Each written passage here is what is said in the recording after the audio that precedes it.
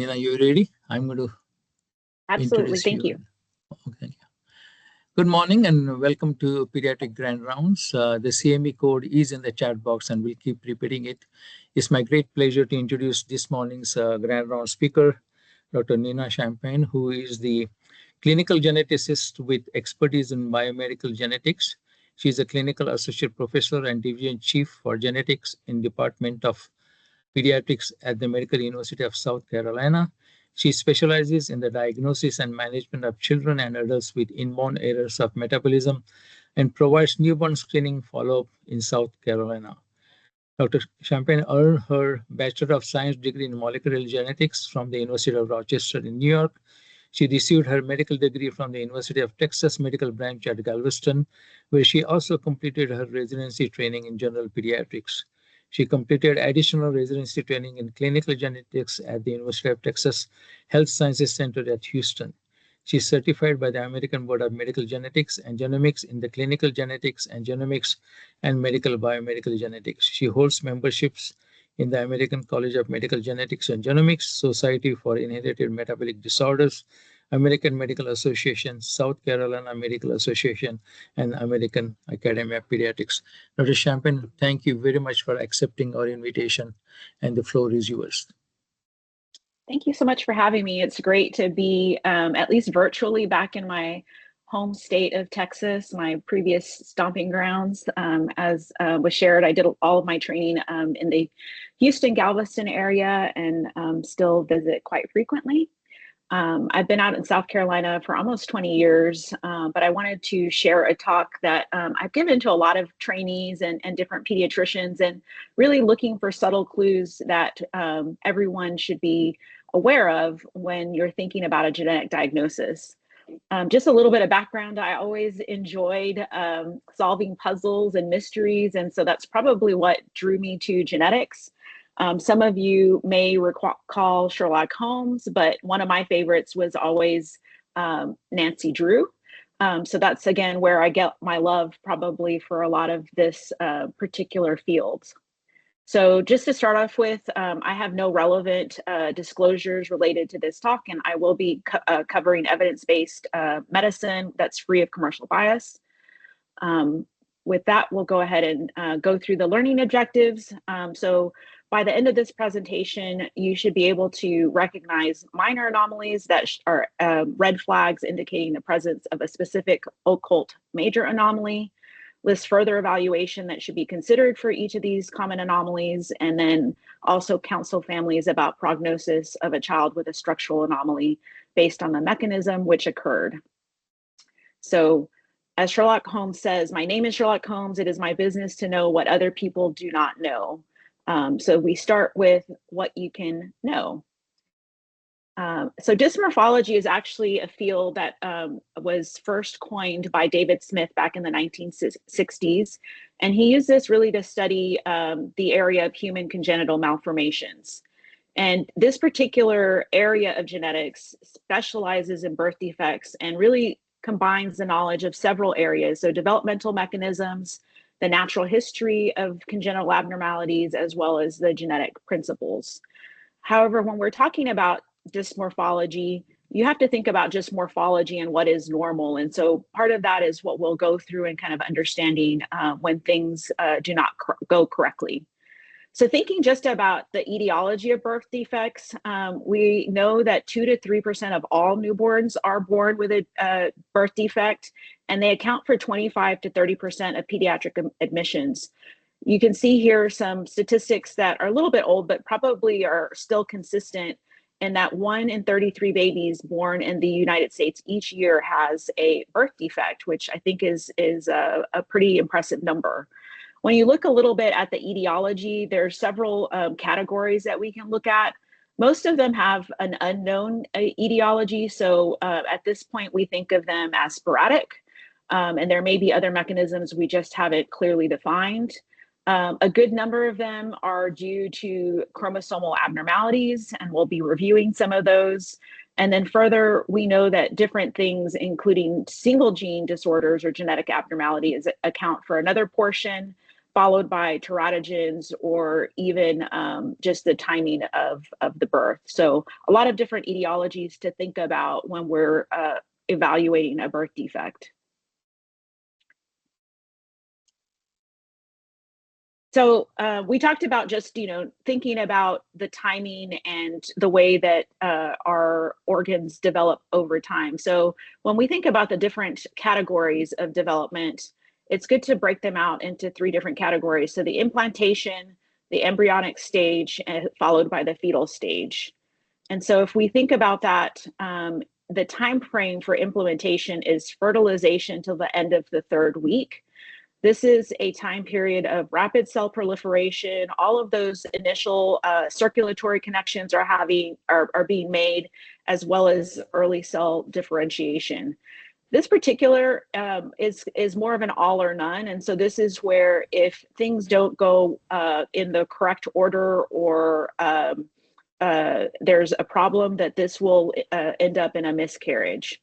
So these usually have very early issues. Followed by the embryonic stage. This is from the 4th week to the end of the 7th week. And this is particularly important in terms of looking at birth defects, because this is where we see, again, that early primary tissue differentiation.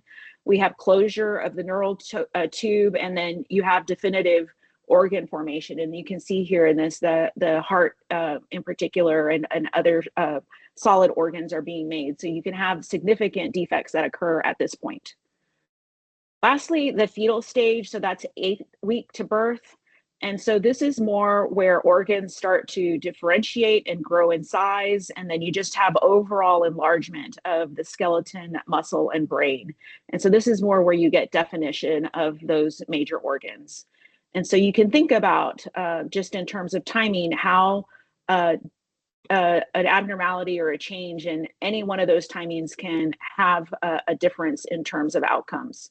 So looking at the pathogenic mechanisms, it could be normal or abnormal and cause an anomaly. And we typically categorize the different mechanisms in these 4 different categories, and we'll be reviewing them. So deformation, disruption, malformation, and dysplasia. And of course, in some conditions, there is a little bit of overlap between these mechanisms. So looking at the first mechanism, this is deformation. So this really refers to a normal developmental process or tissue, and there's some mechanical force. It's either extrinsic or intrinsic that has changed the way that that tissue looks. So extrinsic examples are an abnormal uterus where there could be compression, also multiple gestation where there's not enough room for the fetus or fetuses to move. Low amniotic fluid is another extrinsic. And then you can have some neuromuscular abnormalities that, again, affect the placement of that normal tissue. So looking at just the types of deformations, this accounts for 2% of newborns who have things like club feet, arthrogryposis, or even plagiocephaly. And this, because there's normal tissue, tends to have a very good prognosis. So they may resolve spontaneously, or they may just need something of treatment like physical therapy, casting or braces, or external fixations or helmets. So again, usually a very good prognosis. So here's an example that you may have seen along in your practice of club feet. So again, this is a deformation where typically there was not enough room in the womb. We also see arthrogryposis, and so that's, again, some contractures that can be, again, due to placement, but can also have a genetic cause on occasion, but typically can improve with time. And then lastly, an example is plagiocephaly. So we know that, again, infants that are placed differently within the uterus can have a different shape to their head, and with some time or helmets, that's will resolve. So our next category, looking at pathogenic mechanisms, is disruption. So this, again, is normal tissue that has developed, but there's a destructive force that acts upon that specific tissue. And examples of this include amniotic bands, ischemia, or a teratogen, And in this situation, you'll see that there are several different tissue types that are well demarcated on a specific anatomic region. So you have specifically an area that was affected by this destructive force. And so when we look at examples of this, here's an example, and many you may have seen different versions of this, of an amniotic band sequence. And again, it can affect various parts of the body. You can see here that in this baby, it amputated the entirety of his left hand. So again, multiple tissues affected, but otherwise was forming normal up until that point. Looking at another condition that we may be familiar with, Poland anomaly. This is usually thought to be a destructive force related to the vascular system. So there's usually poor vascular supply to one area of the upper arm, and that affects the development of the pectus muscle as well as the arm involved, and can include even differences in the fingers and anatomy based on that lack of blood flow during a critical time of development. So again, the tissues were normal originally, but because of that vascular interruption, there's a disruption in terms of the development of that area. And then lastly, looking at another cause for disruption, here we go, is thalidomide. And so this is one that some of us may be familiar with. We don't use it anymore, but this was a drug that was given back in the 1950s and 60s for as an antiemetic during pregnancies. And again, it was destructive and affected the supply to all of the extremities. And so you had babies born with these types of disruptive anomalies. Moving on, so the first two, deformation and disruption, were normal tissue. The next category, dysplasia, is actually abnormal tissue. So this is where we start getting into more likely to be genetic in cause. So you have abnormal organization and function of specific tissues, and we'll go through these examples. These are things that may or may not improve over time, and they may even worsen with time. So good examples of this category of dysplasia is hemangiomas, renal dysplasia, or even skeletal dysplasia. So hemangiomas are a pretty mild example of this, and so many of us have seen either a single or multiple, but this is an abnormal growth of vessels that grow and then regress, usually by childhood. And this is, again, a dysplasia that's discrete, versus a renal dysplasia. So we sometimes see autosomal recessive polycystic kidney disease, or adult onset polycystic kidney disease. And again, this is abnormal renal tissue that typically is due to a renal cause. And the last category in this is skeletal dysplasia. So we see quite a variety of different skeletal dysplasias. And you can see here a family that was featured on one of the television networks that included individuals that had both achondroplasia and the father who had camptomelic dysplasia. And so, again, these are all different and abnormal development of the skeletal tissue, and again, is genetic.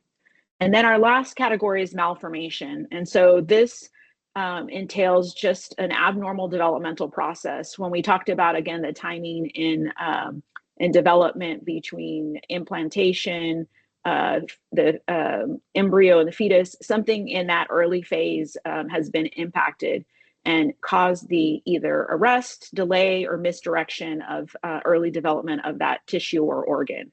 And so, again, these may be some, internal cause, but generally they're going to be either a gene defect, a teratogen, or stochastic, which is just a fancy word to say that we can't predict the events that preceded it for that process. So when we look at this is a category that fits into that 2 to 3% of newborns who are born with a major significant malformation. These are typically going to have serious medical and cosmetic consequences and often need medical and or surgical intervention. So I've listed some examples here and we can look at those. And so examples that fall into this category include cleft lip and palate. And again, you can have various types, all the way from an incomplete palate to a complete cleft palate to bilateral cleft lip and palate. And so certainly we've seen various varieties of this. While we do know that there are multifactorial causes for cleft lip and or palate, there are definitely single gene disorders that we have now identified as being causative of this particular finding. The next condition that we're looking at is a neural tube defect. And again, this is something that occurs early during the pregnancy, usually by the 4th week, where the neural tube fails to close, and again is considered to be a major malformation. And then the last example that I share with you is an omphalocele.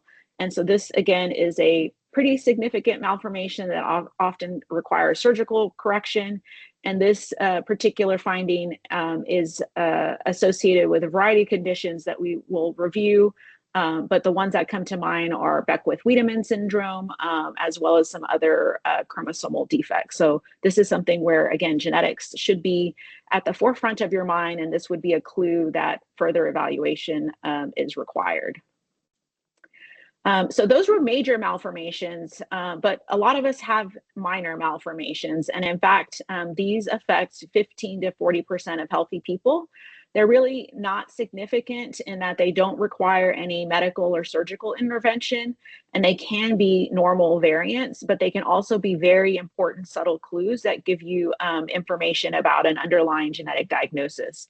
So the one I think that we think about the most when we're evaluating is what we call a single transverse palmar crease. And I'll show an example of that. And then we have some other common minor anomalies that we can look at. So here's the single transverse palmar crease. Again, 3% of the population has this unilaterally. And if it's bilateral, it's more an indication of hypotonia. And so that's because there's decreased movement in utero, but by itself, again, is just a minor anomaly or malformation. Another common minor malformation is 2-3 toe syndactyly. So you can see here where this fusion happens between the second and third toes, and here it is from an anterior view. Again, this is quite common, but also can be associated with different genetic conditions if it's seen in combination with other malformations. Here we have a double hair whorl. So normally most of us just have one that runs in a clockwise fashion, and sometimes you can see two. Again, this is a normal variant, but can be indicative of an underlying CNS problem, so something to look at. And then for our next anomaly, we all see a lot of hair, preauricular pits as well as tags, and these again can be a minor anomaly that can again be indicative of a bigger anomaly or condition. And then lastly, café-au-lait macules or spots. Again, we see these regularly within our practice, and a single café-au-lait macule by itself or a couple really are not concerning and common among the population. But when we see multiple greater than 6 in combination with other findings, then again, we start to get concerned about a particular genetic condition like neurofibromatosis type 1. So here's just a summary of all the minor malformations that we have categorized. And this is something, again, that you can find in an article here that's referenced.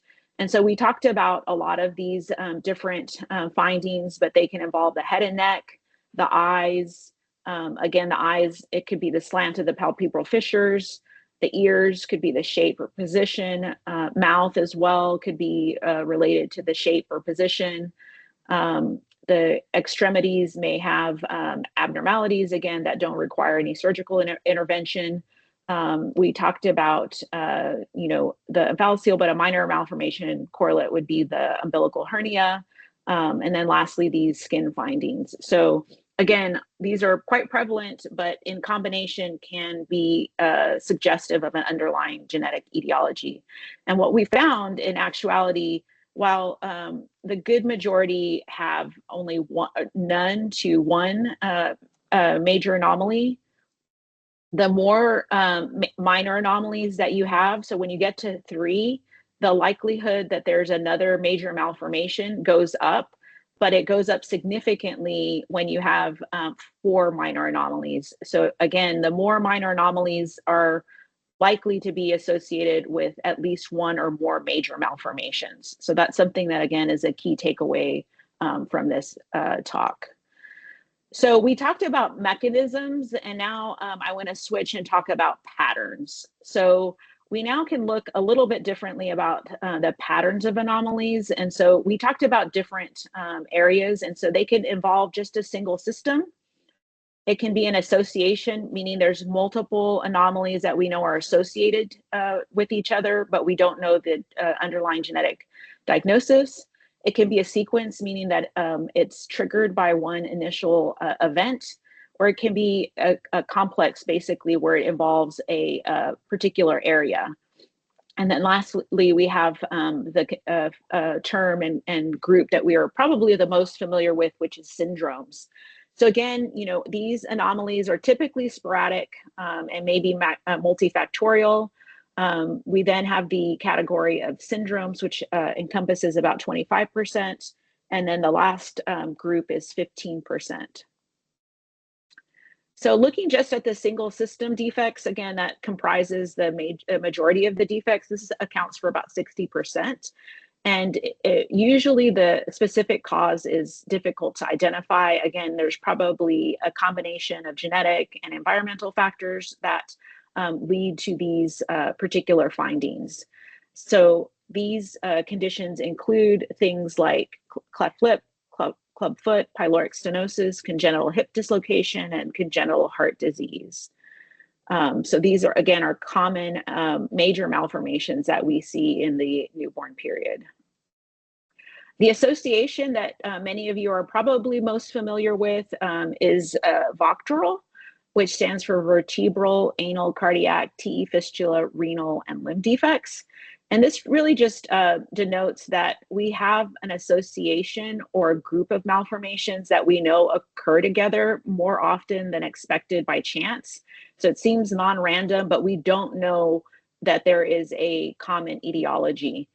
And so this, again, is an association that we still have not figured out the inciting cause. I will say that there are a lot of what I call phenocopies, so conditions that have some of the features of VOCTRL that we now have genetic single gene causes for, but we still have a lot that we have not been able to identify.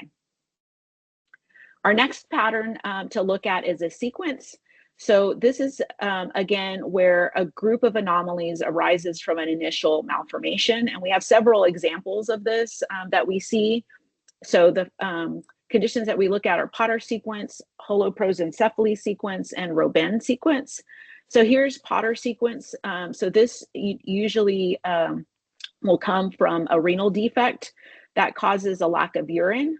Subsequently, there's not enough amniotic fluid for the baby, and what you see is that there's pulmonary hyperplasia. They get fetal compression. They end up being in a breech position, and they have abnormal positioning of their hands and feet due to that fetal compression. And so again, the instigating factor was that renal defect that caused the lack of urine. And again, that may be caused by a number of renal abnormalities.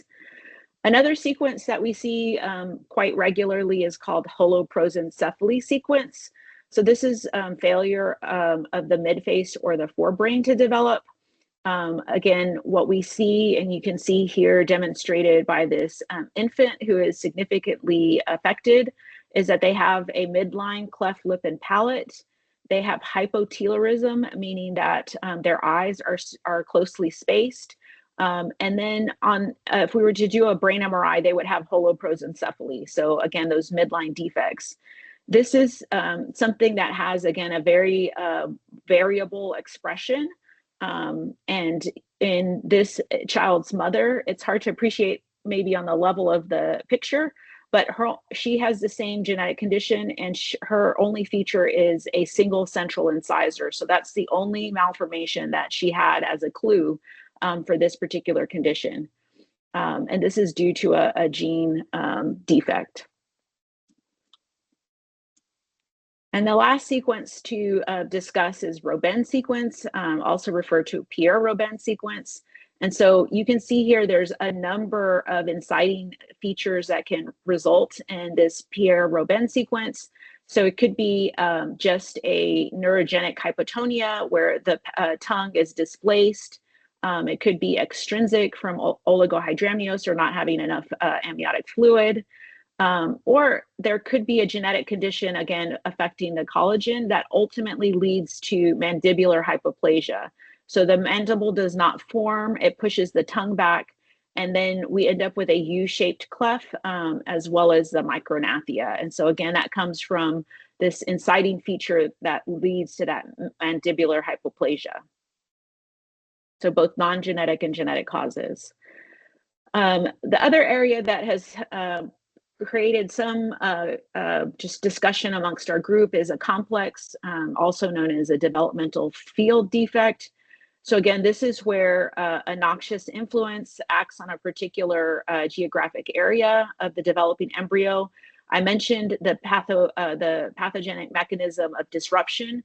So this falls into that category. And again, most of them are going to be vascular anomalies. I mentioned earlier Poland anomaly, where you have an interruption of the blood supply to one extremity, typically the left upper arm, but you can see similar patterns of vascular causes of, again, a field defect with sacral agenesis or even hemifacial microsomia.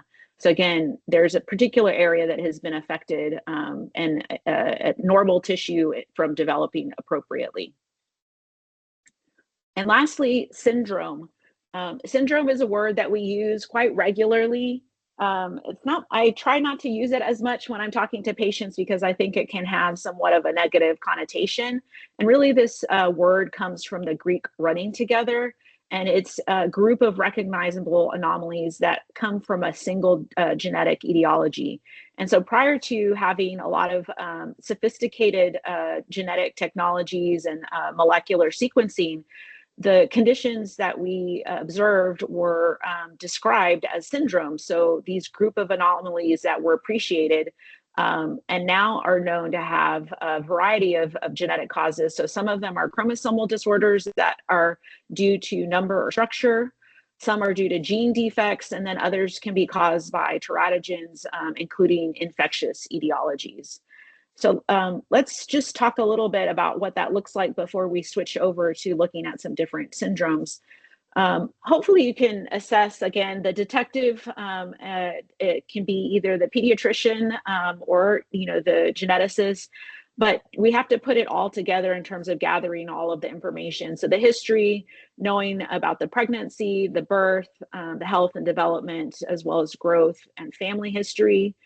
And then ultimately the exam and looking at the different anatomic regions, the organ systems, measurements, photographs, again, all together to help us find all of those unique clues that would be a red flag and hopefully convince you that there may be something underlying that's genetic and requires further evaluation. So when you're thinking about these findings, you want to, again, think about the timing, the mechanism, the pattern, and we have a variety of resources that we can look at for that, that I'll share at the end. And then ultimately we want to do some confirmatory testing, and that can include anywhere from laboratory testing, imaging, and then that allows us to predict the clinical course and then provide families with long-term outcomes as well as resources. And so that's essentially what we do in our clinic on a regular basis is get all that information, get a detailed history and physical and exam, and then start to put it all together so that we know what the next steps are for confirmation. So when you have eliminated the impossible, whatever remains, however probable, must be the truth. And so now I'd just like to, usually this portion of the presentation is a little bit more interactive. So hopefully when we when I share the pictures, that you'll take the time to take a good look at the photo that I'm showing you, and then we'll go through the different features that, again, give us the diagnosis. So here's our first condition that we're going to review. And if you take this picture, hopefully most of you are noticing a number of features, minor anomalies that again suggest a major anomaly. So for this child, you can see that he has slanted palpebral fissures. So the opening of the eye is slanted upwards. If we were to look at his profile, the face is a bit flat. Looking at his hand here, he has a single transverse palmar crease. His hands also look a little bit broad, and if we were to look closely, he would have a little bit of clinodactyly or curve to his fifth finger. If we were to look at his eyes, he may have brush field spots, and it's a little bit hard here, but he does have some minor epicanthal folds. And so hopefully when you looked at this picture initially, the overall gestalt would have suggested Down syndrome.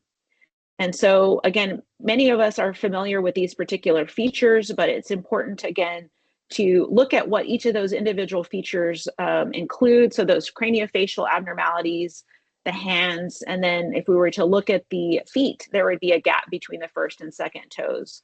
Why is this important? What information or long-term health concerns can come from this? Well, Down syndrome, as we all know, has intellectual disability. 50% of these individuals have congenital heart defects. Over time, they can have a number of health complications, including ear infections, hearing loss, vision problems, thyroid disease, GI disease, and in some leukemia. So again, making this diagnosis helps us in terms of health maintenance and evaluation to ensure that we provide appropriate and adequate care. So we'll move to another picture. Here's a cute little girl. And if you look at her, you may see some features that appear particularly striking. So we can notice here that she has blonde hair.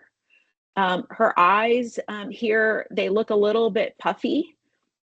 And so she has kind of this supraorbital fullness. Looking here, her philtrum is a little bit flat. And if we look a little bit closely, her mouth is a bit fuller with this full lower lip. And so this particular facial feature is common in Williams syndrome. So this is another condition that we see regularly.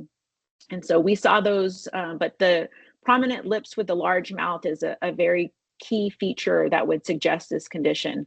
So again, why is this important? What health consequences can individuals with Williams syndrome experience? These are board questions for the pediatric residents. So we always see or can see supravalvular aortic stenosis. So when that cardiac feature is identified, we should always think of Williams syndrome. In addition, they can have other anomalies of the kidneys, joint limitations, and they usually have an intellectual disability that can be deceiving because they're very chatty and friendly and very musically inclined. And I included here a documentary that was shared in 2013 about a woman who had Williams syndrome and shares some of her experience if you're interested in looking at that further.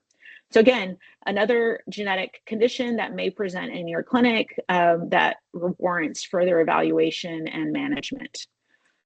Here's another little girl, very cute. And again, you can look at a variety of different features that may stand out to you. I imagine that probably the most notable thing here is her macroglossia, or her large tongue. Other things that may be noticeable are here, and it's a little bit faint, but she has a capillary hemangioma that's midline to her forehead or glabella. And then looking a little bit closer at her, if we look at her ears, she has some creases, and if we were to look at the back of the ear, there can also be pits, so ear pits. And other major anomalies that we may see is that they're overgrown, so macrosomia, and that can be generalized overgrowth with visceromegaly. And then they can also have umbilical hernias. So these are the major features that we see with Beckwith-Wiedemann. But again, this is a condition that can be associated with other malformations that we need to be aware of, and they include omphalocele. So anytime I see a baby with an omphalocele, I immediately start thinking about this particular condition. They may also have renal abnormalities, hemihyperplasia with overgrowth of one particular extremity or side of the body, and they also are increased risk for tumors. So this is of utmost importance to make this diagnosis because individuals with Beckwith-Wiedemann undergo or require serial screening from birth until age 7. In the first 4 years for hepatoblastoma, and then up until 7 years for Wilms tumor. So again, a very important diagnosis that we do not want to miss. Moving on to our next picture, here's another cute little girl. And I'll give you just a moment to take a look at her before we go through her features. I think maybe some of you will appreciate that she has curly hair. So again, this is, I wouldn't say it's a minor anomaly, but it is something again to note. When we look at her eyes, the openings here actually slant downwards. So we talked about Down syndrome, which was an upward slant. This has a downward slant. And if we draw a line from the most outer, the outer part of the canthus of the eye to her occiput, this ear is not touching that line, which it should. And so her ears are also low set. And then looking at her nasal tip, it's a bit broad. So she has kind of a short, broad nasal tip. And then if we were to look a little bit closer at her neck, she has a broad neck as well. And so these are all features that would be suggestive of a condition called Noonan syndrome. So again, the facial features are very typical with the wide-spaced eyes, broad face, down slanting palpebral fissures, low set ears, curly hair. If we were to look at the back of her neck, she would probably have a low posterior hairline and again, that short, broad neck. This is another one, again, that it's very important to identify because there are a number of health issues that are actionable, of course, over the course of this child's lifetime. These include short stature that can respond to growth hormone. They often have cardiac defects. And so again, here's that board clue or pearl. This condition is often associated with pulmonary valve stenosis. So when we see this, I always start to think about this particular group of conditions. They can also have or develop cardiomyopathy. They are at risk for a bleeding disorder. And again, they also have an increased risk for leukemia. So they require serial monitoring of a CBC as well as a heightened awareness for that particular health risk. Moving on, here's another little cute girl. And I'll give you just a second to kind of look at her and think about what the features are that you see. I think one of the things, and again, I usually tell students and residents to think about this exam similar to a radiologist reading an x-ray. You take it from one area to the next, just like we do our exam.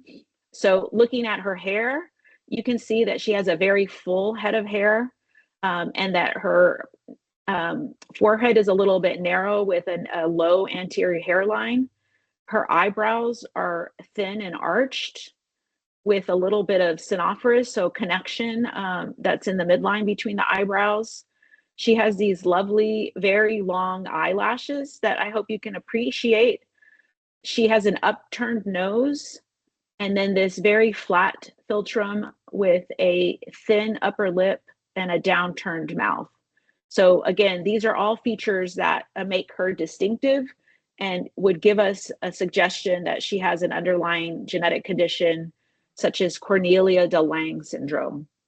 And so again, she has the typical facial features, but this condition is, again, important to identify because they can have poor growth, moderate intellectual disability, upper limb anomalies, as well as diaphragmatic hernia. So those are all, again, major concerns that could be associated with these various minor findings. Moving on to our next condition. So I did hear someone during my introduction I am a biochemical geneticist, which means that I typically see a lot of inborn errors of metabolism. So I definitely wanted to include this in my dysmorphology talk because we often don't think about metabolic disorders and dysmorphology. But if you look at this child, he definitely has some distinctive features. And again, if we start from, the beginning, he has a full head of hair. He has heavy, thick eyebrows. He also has this periorbital fullness. And I hope you can appreciate here that he also has some thickness and fullness of his nose.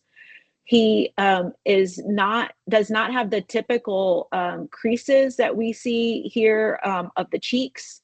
And then his filter groove is somewhat deep and pronounced. And if we were to look in his mouth, he would have wide spaced teeth. And here, it's hard to appreciate, but he does have kind of fleshy, full earlobes as well. And if we were to do an exam, he would have an enlarged liver and or spleen, as well as an umbilical hernia. And so, again, this is something that should raise concern for a condition called Hurler syndrome. So Hurler syndrome is a mucopolysaccharidosis. And they can have these very specific craniofacial features, including the hirsutism, the full cheeks, the short nose, and again, the wide spaced teeth. But this is very important to identify because they can go on to have other health issues, including corneal clouding, cardiomyopathy, changes in their bone structure, such as dysostosis multiplex, as well as short stature.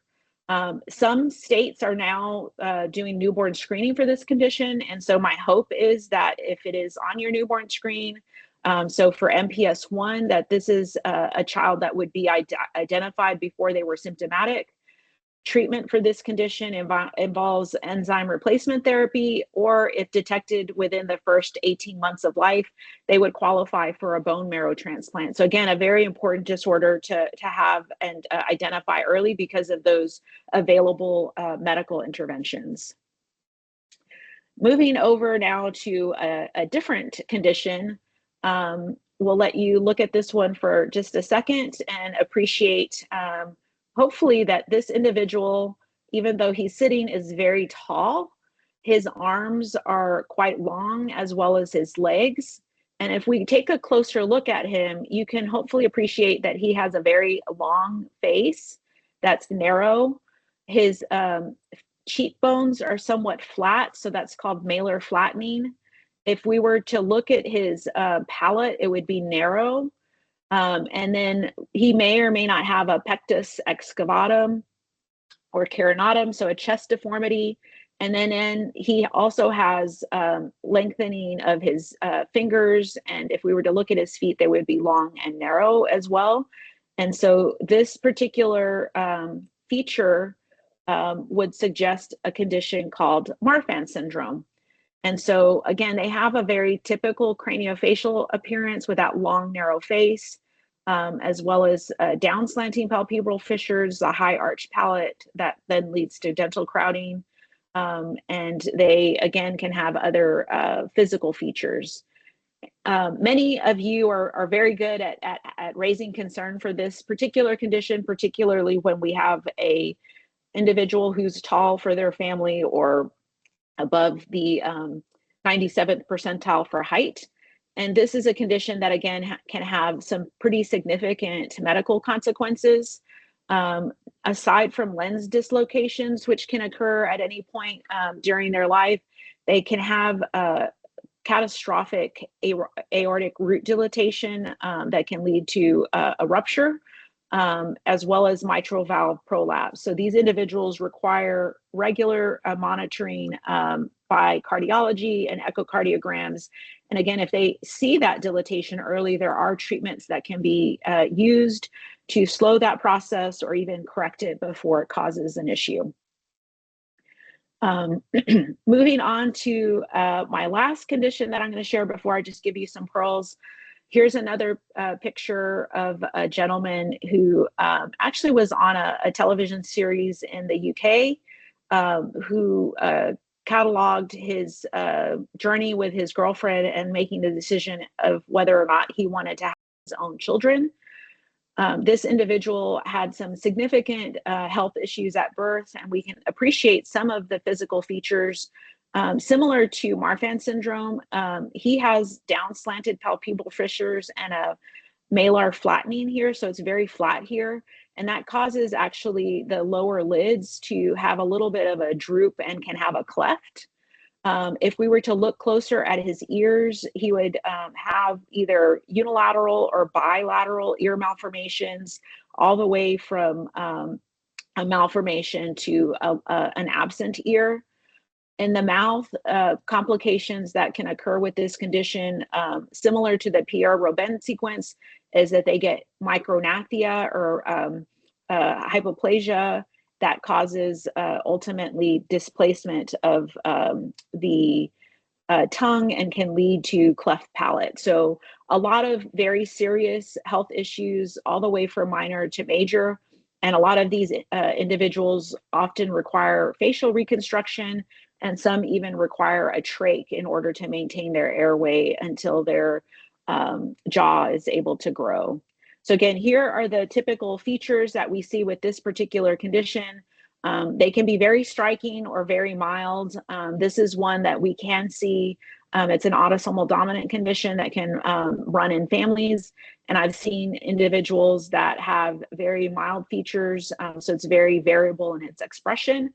And sometimes even incomplete penetrance, where a person may not have any of the features that would be suggestive of this condition. So again, something that's important to identify, not only for the individual that's affected with this, because they are at risk for, as I mentioned, the hearing loss, the cleft palate, and the airway problems. But this is important to identify for recurrence risks, because if there is a seemingly unaffected parent, they may have, they would have a 50% risk for passing this on to their any other future children. So hopefully you've had an ability to appreciate some of the features, and can now take some time when you're in clinic and when you see somebody who is distinctive, try to go through systematically and look at what those features are and how they may be related to a specific condition, and even appreciate the mechanism or the pattern. We have a lot of online resources that we use, and I encourage providers to use that are freely available. So the first one that was originally published in book form back in the 1960s is The Mendelian Inheritance of Man, which is now online, and it's called OMIM.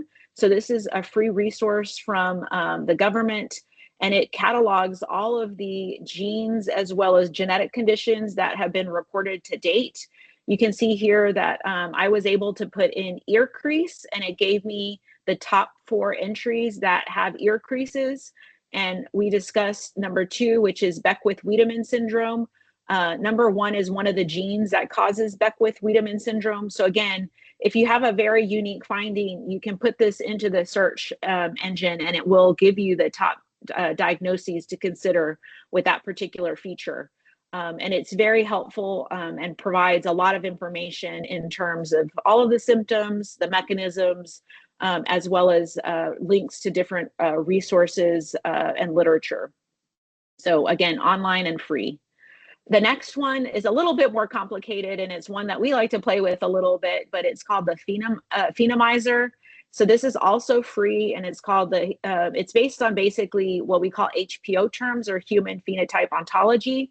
And so you can take all of these different features. So you can see here, I pulled up the different toe syndactyles, and you can add them and create a list of all of the major and minor features, and then do a search to see which conditions match those features best. And so this is one way that we can use to try to narrow down the potential diagnosis or etiology for a variety of minor and major malformations. So again, it's a little bit more complicated to use, but can be of interest if you have, again, a patient that presents with some findings that are unique. So I know that when I first started training in genetics, there was a lot of conversation, you know, if it's genetic, what can you do about it? We can't change our genes. So I really want to just take the clinical utility of genetic and genomic services.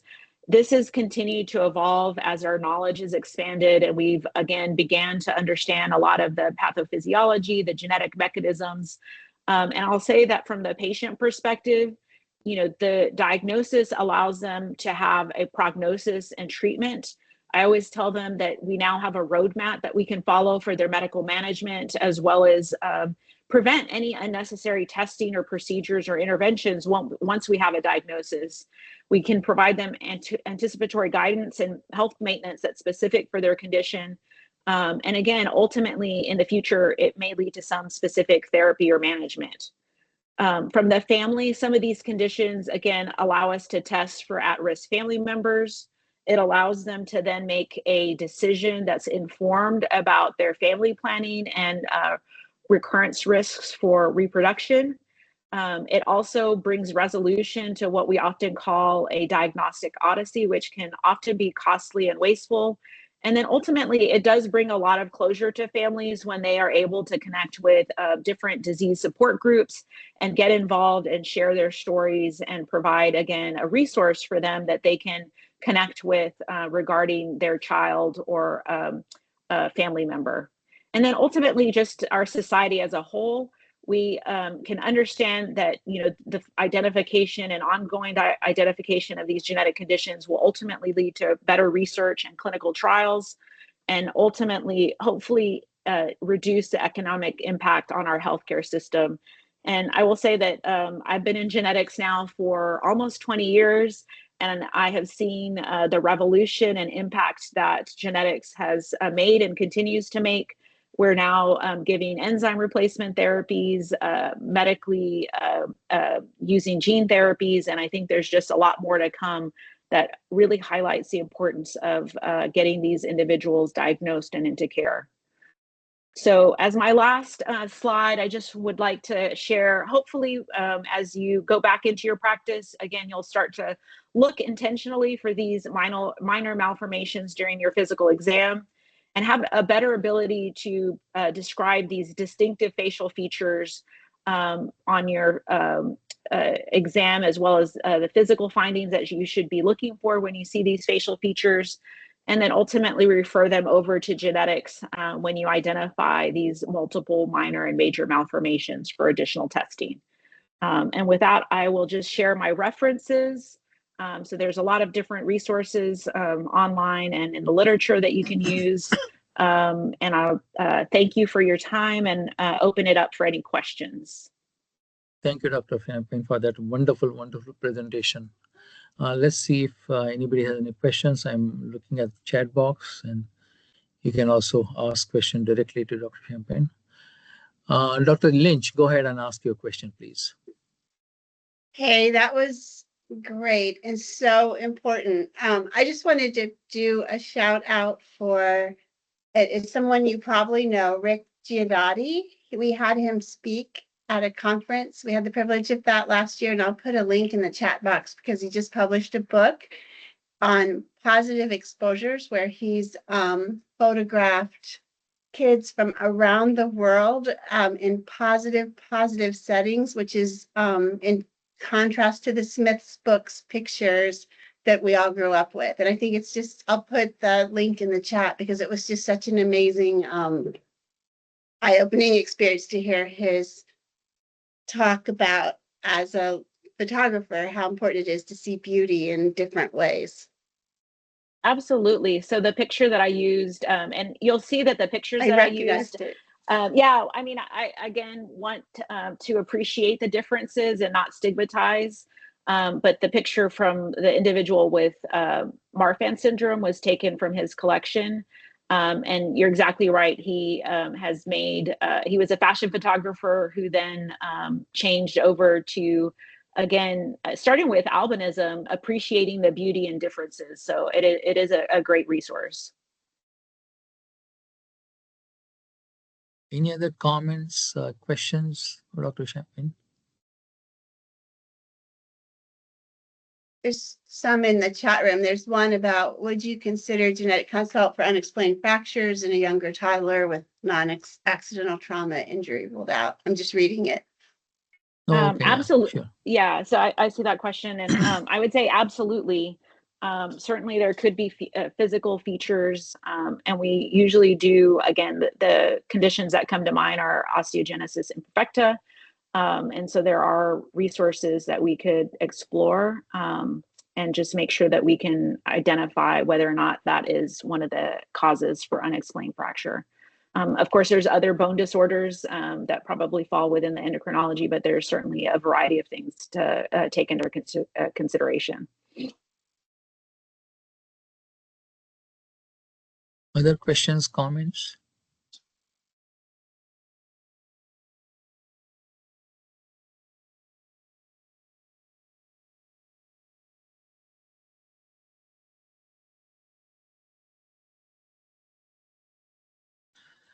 I don't see any. So, Dr. Champaigne, thank you very, very much for that interesting talk and spending your 1 hour with us. Really appreciate it. Thank you all for attending this morning's grand round. I'm going to conclude. We have a faculty meeting in 5 minutes. So thank you all. See you at faculty meeting. And thank you, Dr. Champaigne, again. Thank you for having me. I appreciate it. Thank you. Thank you. Thank you. Wonderful talk. Thank you.